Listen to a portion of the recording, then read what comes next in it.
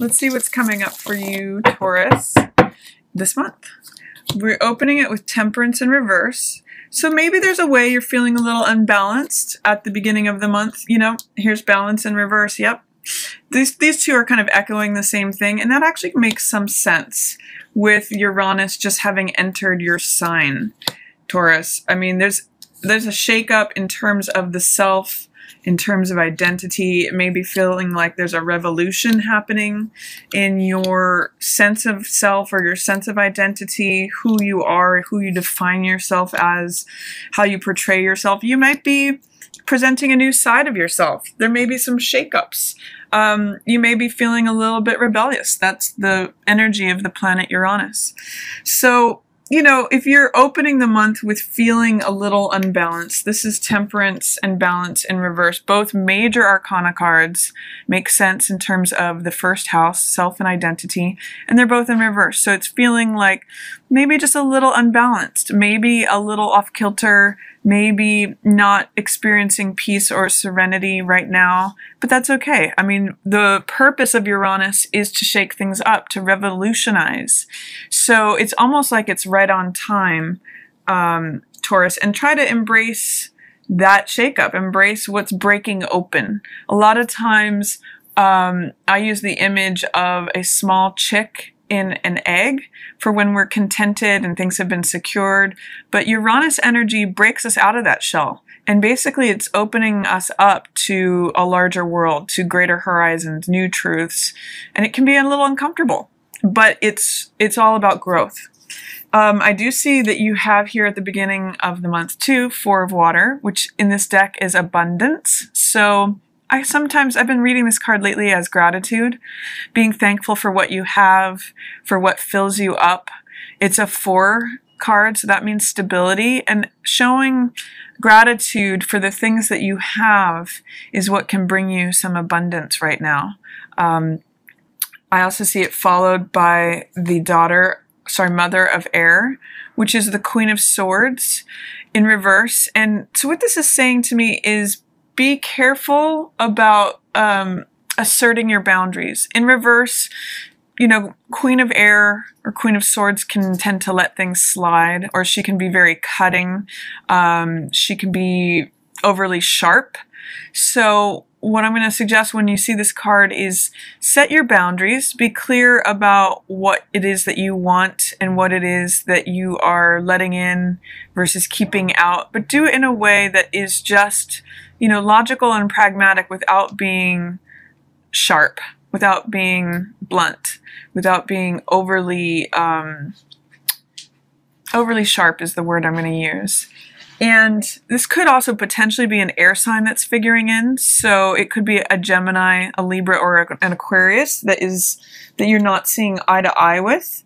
But I'm really just seeing this as be careful with your words at the beginning of the month, especially if you are feeling in any way emotionally unstabilized or destabilized as these changes are happening.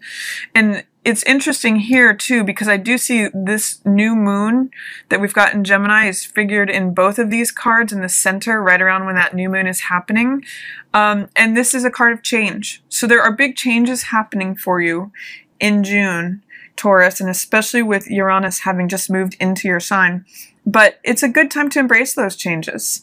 It's a good time to think of the new things that you want to create as the old things get cast off. I see the Daughter of Earth here in reverse. This is you, Taurus. And this is the younger side of you. So this is normally in the upright position, it means taking your time, having sure footing. It's kind of echoing for me again, this theme of maybe not being sure-footed. And this can, in the reverse, can mean rushing. Like, excuse me, not thinking things through, to, you know, moving more rapidly than might be advised. So I'm going to encourage you to really get stable footing before you make any decisions on anything, Taurus, this month. This card can just mean needing to get things in order, needing to take your time with things, and especially in reverse, it's really echoing that. It's also followed by the Daughter of Water and the Two of Coins. So the Daughter of Water is normally Page of Cups, and this is someone who is emotionally somewhat young.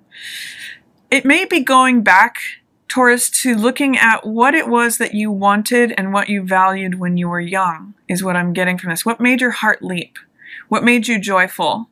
What made you say yes in all capital letters? Because there's changes on the horizon and you can start drawing that to yourself. This new moon in Gemini can really be a time of deciding what it is that you want versus what you don't want. It can be a time of being flexible and adaptable, because that's what Uranus energy really requires of us. And with Uranus in your sign, it may be like you're determining a new self for who you are and what your identity is. And it's a great time, like I said, to begin something new in terms of drawing something to yourself that's of value. Whether that's a quality like patience or strength that you want to draw to yourself, or develop more of that. You can cultivate that over the next 6 months and watch that grow. Or if it's something on the mundane level, like a possession or an asset, it's a great time to say, you know, what is it that I wanted since when I was a child? How can I bring that to myself and plant those seeds and nurture it and watch that change grow and develop?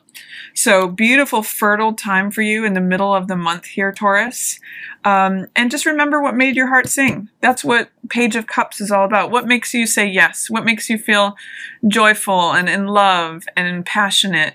That energy is showing up for you almost in like a double way here in that new moon. And that's followed by the Father of Air, which is the King of Swords in the tarot. Interesting enough, too, we've got both of these, the Queen of Air and the Father of Air, in reverse. So there may be a battle of wills or a battle of egos happening in a relationship. These are a natural partnership.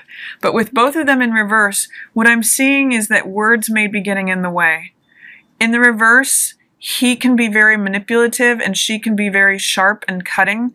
So I'm going to invite you, if you are in partnership and there is a battle of the wills or the egos, try to employ some tact, some diplomacy, and really stay clear on maintaining your boundaries. That's what this card is about. And see if you can embrace the higher side of these two cards, regardless of who it is that you're represented by. Because if you can do that, you can avoid a loss here. This card is Ten of Earth, which is wealth. This is something that you've already built up. You've already acquired. This is riches and spoils from good decisions having been made over time. And this is the, you know, riches in your domestic life, in your partnership, in your home. Or even if you're not in partnership, this is just things that you've brought to yourself, or money that can be coming into you. You know, that could be blocked if these things remain in reverse. If there is no tact or diplomacy or thought before speech, it can really jeopardize the riches that you have coming to you. You know, this card speaks to underhandedness. So it's letting go of this. You know, harsh words, criminality, cutting corners, deceptiveness. It can really block a lot of wealth and abundance, whether that's coming from the other person that you're involved with, or if that's any behavior that you're engaging in. Keep in mind that this wants to come to you, Taurus. This is a great month for beginning new things that lead to riches for you. So just seeing that, employ tact, employ diplomacy, be careful with your words, think before speaking is what this is telling me. And then I see you have two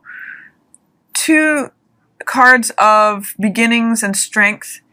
This card is the Nine of Fire, which means here it's called inner strength.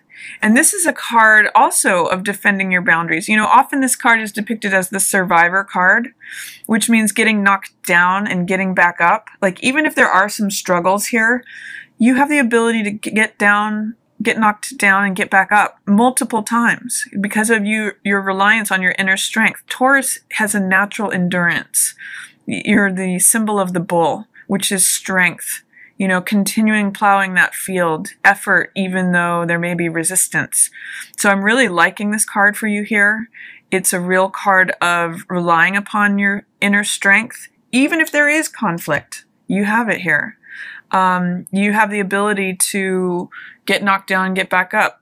There's a quote that I love by Samuel Beckett that says, "Ever tried, ever failed, never mind, try again, fail better."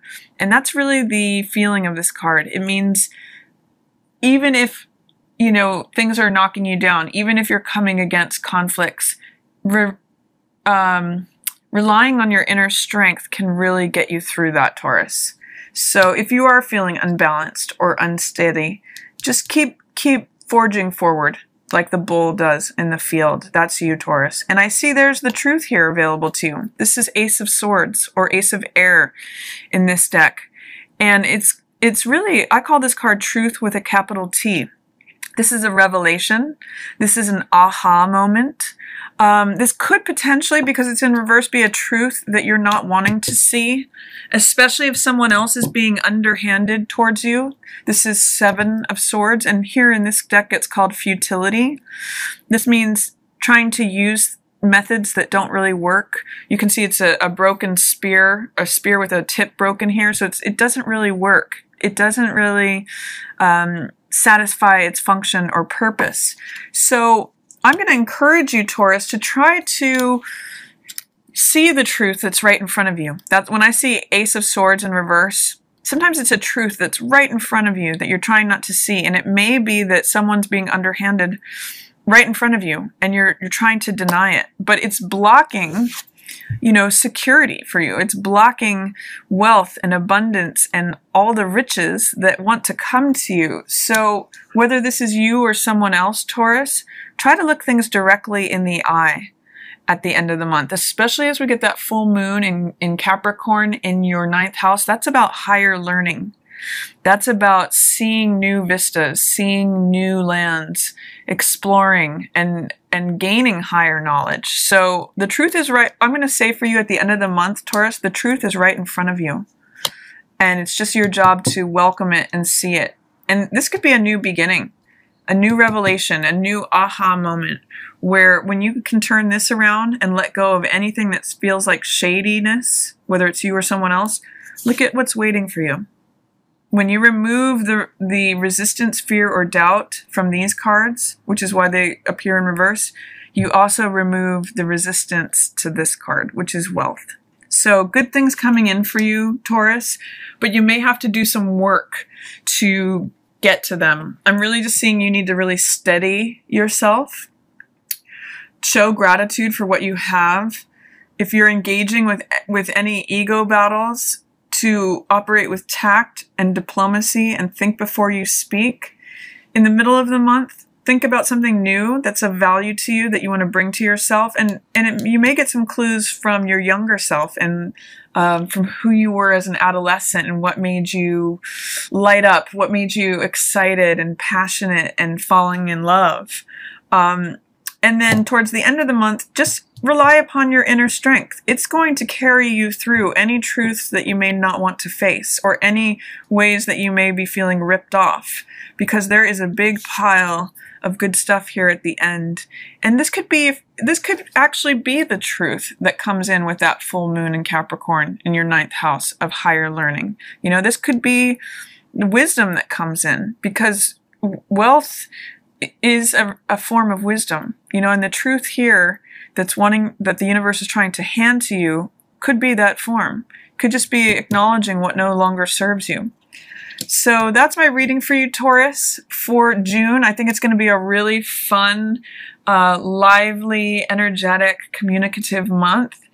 And I'm just going to say enjoy it. You know, enjoy the Gemini season. Enjoy the summer that's coming. It's a really great month for just going out and spending time with your friends and family and attending parties and whatever it is you do that brings you joy. That's a real good word for this month, is joy.